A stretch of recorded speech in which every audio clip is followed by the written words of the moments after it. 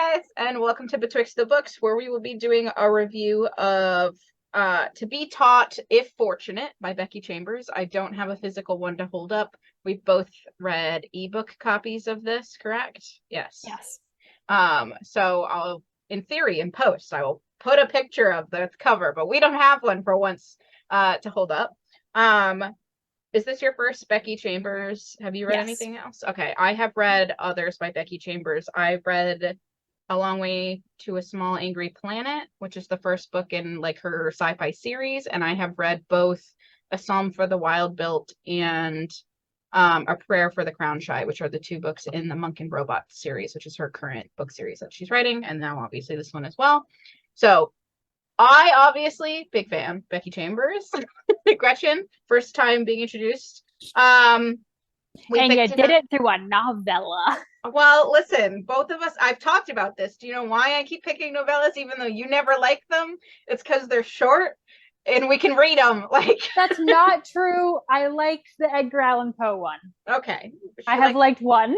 We have another T. Kingfisher novella coming up in August, so we'll see if we can maintain that she enjoys T. Kingfisher's novellas. We'll see. Although okay, saying I dislike this one is a lie, and we're going to talk about it. But the reasons that I have feelings are also in complete contradiction to the reasons I normally have feelings about novellas. So I just have feelings about my feelings and feelings.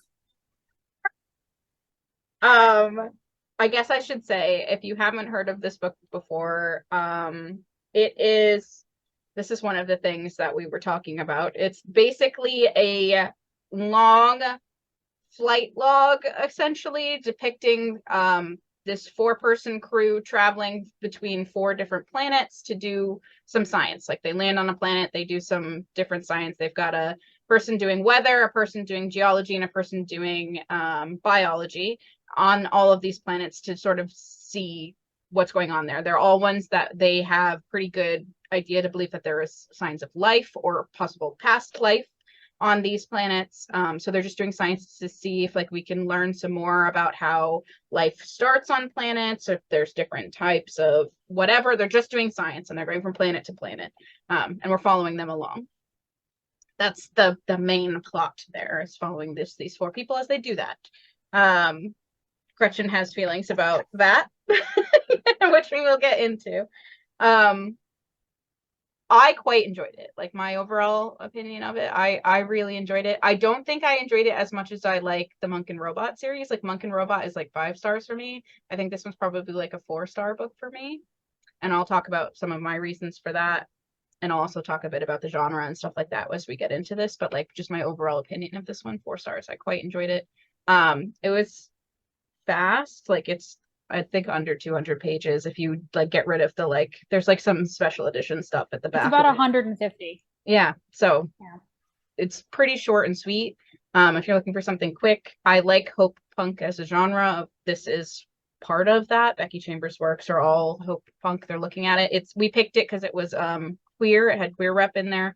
There's an asexual character as well as polyamorous characters who are bi ? Maybe. And a trans character. Yes. Oh yes, Jack is trans. I forgot. Jack is trans. Mentioned so briefly.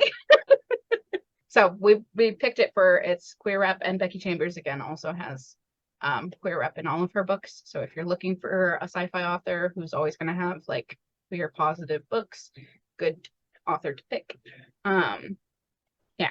What about you? Okay, so I said this to Michaela when we just like before we started recording, and this book was really making me think, as particularly after like we've done like an hour of discussion prior to filming our discussion. Yes. As we were like, untangling thoughts and feelings, I was thinking of the Pop Sugar prompt for this year, which is a book you wish you could read for the first time again. And this was just not a book I think I was like prepared for, in the sense that there are things about the genre that Michaela was like letting me in on that, as someone who doesn't normally read it, I wasn't aware of. And in particular, some of these things are things that just kind of like set me off. And then there are some structural things as well that for me, as like, So I think for me, based on my first reading, it's like max a 3 star. But that's why I think it's really interesting, and I don't want to say important, but like, if you're thinking about reading it and you're not sure about the genre necessarily, to either watch this video or read other reviews. Because I think if I had had a different mental like image of what this book was trying to be, I would have understood it more from the beginning. Because I didn't, and I reacted to some things that were just the book being a book that I was just like, I don't like it. It didn't do what you expected it to do, and the things that it was doing rubbed you the wrong way because you didn't realize that it was just like part of what it was doing. Well, some of it was part of what it was doing. Some of it, I would argue, is just some weird structural stuff. There was some structure stuff, yeah. Yeah, I don't want anyone to think that I think it's a bad book, because I think particularly there were some scenes in particular that were just beautiful. The writing was fantastic, and I wouldn't say that it would be something that would put me off reading a full work by Becky Chambers, but I just I wasn't in the headspace for the existential philosophizing. Okay. I wasn't ready. Yeah. I guess I should do what I did for Gretchen, which I should have done, I guess, before we went into this book, which is to talk about hope punk, which is one of my favorite sci-fi genres. And a lot of people, I don't think, even people who read sci-fi know this genre. It's like a smaller, like up-and-coming genre that's currently being pioneered by a lot of women. Becky Chambers is one of them. Martha Wells is another. If you've read the Murderbot series, that's also hope punk. But it's this idea of like, so much of sci-fi for so long has been very negative. It's dystopia, it's post-apocalyptic, it's there's this thing of like, the future is going to be bad because humans are inherently bad. Even like space operas can be very negative. It's all war and domination and like all of this stuff. So we're looking at a subgenre within sci-fi that's saying, okay, what are some ways that humans can maybe do good? Like what is, if we keep on this track, in this case, astronauts, what is a way that astronauts could possibly be doing positive work in the universe? And in this case, we're just doing science. We are not going out to find places to terraform so that we can inhabit them and take over. We're not going out to find resources to plunder and sell and use. We are just going out to learn and to satisfy this innate human curiosity, because this is something that we have. We want to learn about things. We want to know how they work. So they're literally just doing science. All we are doing is science, and we're doing it with the least amount of harm as we can. Like, all of our procedures are to make sure that we are not contaminating things. We're not making these creatures sick because we're unknowingly bringing microscopic organisms that are healthy for us but could be quite harmful for them onto their planet. We're not killing these animals and dissecting them. We are just observing. We're taking pictures and looking at them, and that's all that we're doing. We'll take samples of geology, so we'll take some rocks and look at them, but we're not going to be taking very much from the planet at all. And if we cause as little harm as we can going through all of this, and that's like the main reason for them adventuring, is just this curiosity. We are just doing science. So going into it knowing that that's what it is, I think would be very helpful to you, to know that it's this idea of like, how can we look at astronauts going to different planets in a positive light instead of in a consumerist or expansionist light. We're looking at hope punk. This is a hopeful look at the future, like what could be good. Does that mean that this book itself is hopeful? Maybe not, but that's what the genre as a twist, whole. Guys. Yes, there's a twist. But that's what the genre as a whole is doing. And I don't want it to be like that I don't either like or agree with that. I grew up a huge Trekkie. In particular, my family, from like the time I could breathe, we were watching like next gen episodes. Patrick Stewart will always be Jean-Luc Picard to me. I knew LeVar Burton as Geordi before I knew him as the guy from Reading Rainbow. Like, that's like, it was very big in my house, and I basically abandoned science fiction as a genre because it got very negative and dark and very like war and military based. It's not my thing. So in that sense, I'm very set up and I for this book and I agree with this book. And I love a lot of what it had to say. My issue in the beginning was that I felt like it was coming on really strong. And in certain places, it was like lecturing me on how to be an ethical human and like colonialism is wrong. And I was like, I agree, but dear Lord, like it just felt so strong. And I, especially for a novella that is like 150 pages, at 25% of the way in, I was like, okay, I've gotten the ethics lecture. I get it. Now, where's your plot? And so I struggle with that a lot, particularly because for me, novellas often like move too fast.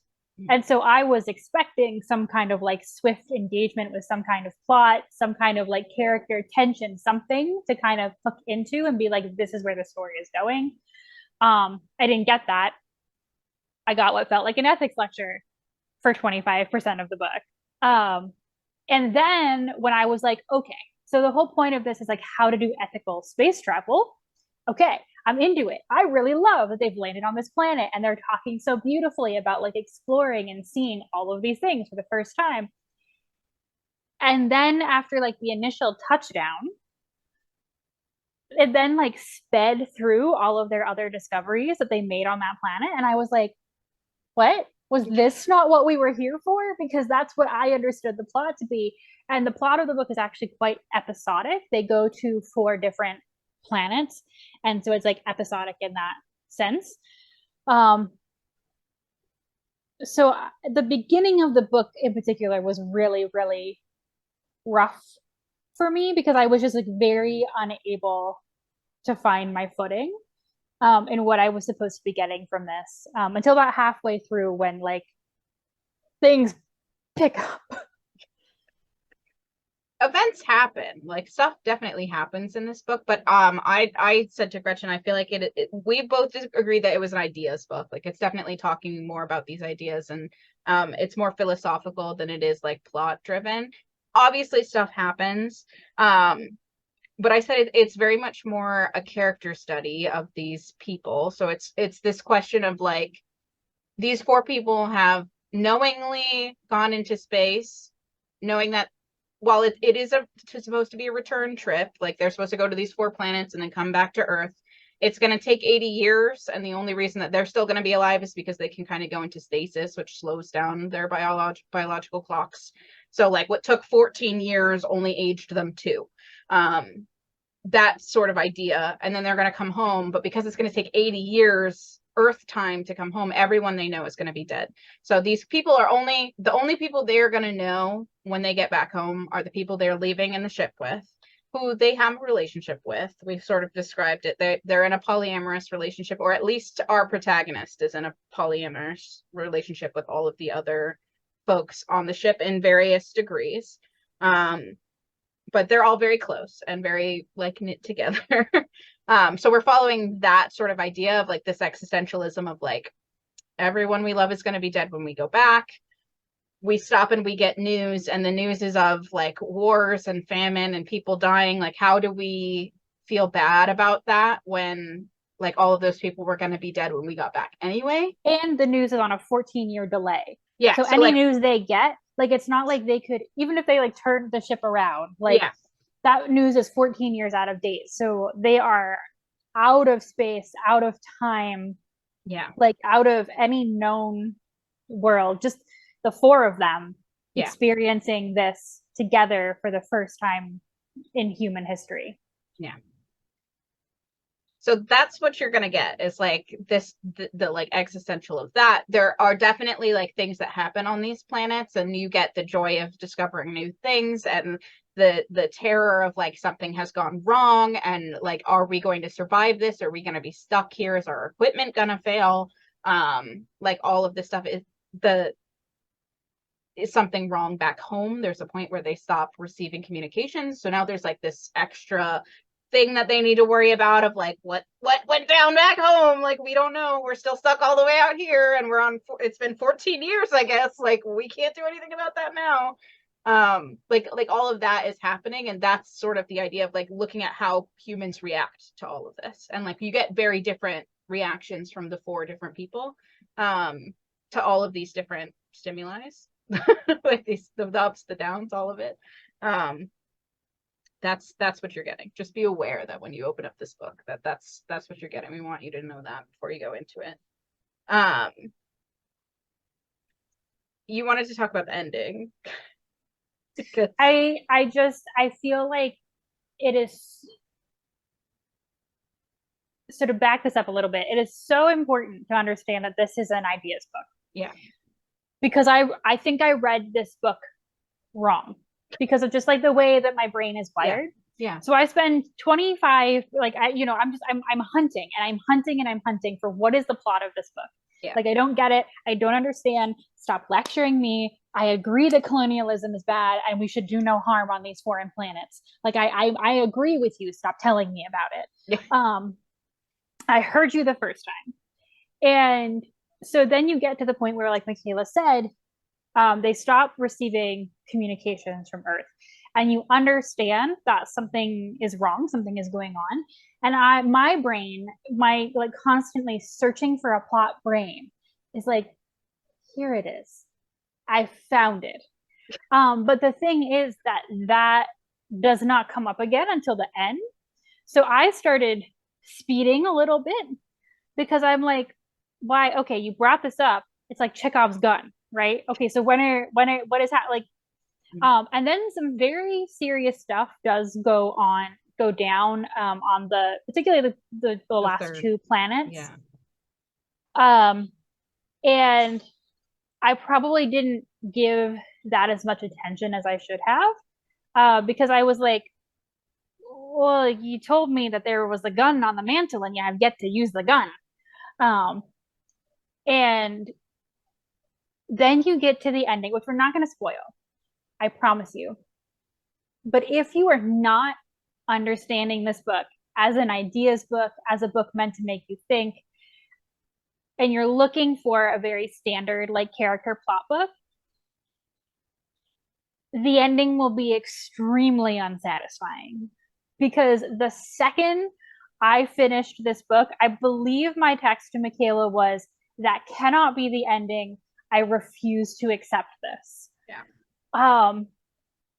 And I was just having a time. And that's what I mean. Like, my brain was never in the right gear for the entire book. And I wish now, knowing what I know, that I could go back and read it as an ideas book, because maybe I would have a different take on it. I don't. This brain was not written for the way my brain is naturally wired. I think most people, or at least most Western audiences, because that's what we expect of a book, is a plot. Is like, here is a inciting incident, we're going to do some investigation, there's a climax and a resolution. And this is more like, we're just going to follow these people on a couple of adventures, and then it's going to end. And it's going to end with a question. And you don't know what the answer to the question is. The characters writing this, because again, it's written as a log, like it's from their perspective. They don't know what their end is at the end of this book any more than we do, the reader. But the book is asking us the same question that they're asking the folks back home, that they don't know if anything's happened to them. They don't know if there is anybody back home to communicate to, because they haven't had any communications. So like, one of these things is like, is it worth it? That's what this whole book is asking you. Is it worth it? Now, have you watched our whole review and gone, is it worth it to read this book? I hope so, because I honestly, there is some very beautiful writing in it. It's 150 pages. Like, it's not like it's a huge commitment. It's a small subgenre of sci-fi that you may not have read before. That could be interesting to look at. It's queer positive if you're looking for that. Like, that's there. There's ace rep, there's trans rep, there's all that stuff that we talked about. So like, if you just want something that has that, to support an author who's writing that, worth it. Definitely worth it to go out and read this one. but like just be aware that this is like an experience, like this is a book you experience, not a book that is like gonna be normal. It's gonna make you think about stuff. And That's so, it. and I mean, that's why we were saying it's just like so important to like read a review, watch this video, whatever it is. Because like, I mean, even if you are into that, this might not be the book that you need at this moment, because it is going to ask you some existentialist questions. Oh yeah. And if that is not where your brain is at, like, don't make your anxiety worse, right? Like, Yeah. we are not here for that. But two, you know, I I appreciate this book for the ability to talk to Michaela about it. So maybe if you want like a really quick genre read for a book club, I think that this would be a really interesting pick for that. And I don't want to tell people not to read it, but I also know that me alone as a person who was just like going to read a book, this is not what I would consider a satisfying total product, right? Yeah. So like I'm really happy that I read it so that I could talk to Michaela about it and get this whole extra perspective about it. But like if I was just like alone reading it, it's not my thing. Yeah. And I can admit to that. And that's fine. There's a book for every person. And books for a variety of people. That's why there's so many of them. But it's just good to know before you start, I think. Agreed. So if you've made it all the way through this video, thank you so much. Hopefully it has given you also some things about it. As I have already said like 10 minutes, as I have already said like 10 million times in this video, the best, greatest thing about this is doing it in this format where we discuss and talk about these books. And feel free to either like join in our conversation, like what did we miss? Add to that in the comments, go away to read it, and then come back and let us know if you have things to add on as well. Otherwise, the next time you can look forward to seeing both of us on a screen will be for this month's Reading Roundtable. We are so thrilled that this feature, which we kind of just dreamed up to do things that we love doing with our friends, is working as well as it is. And so our third Reading Roundtable should be out at the end of this month. Unless we decide to share something else with you, because I mean, sometimes things happen and we read books. But otherwise, you can look forward to that, and we will see you then. Thanks, guys. Bye.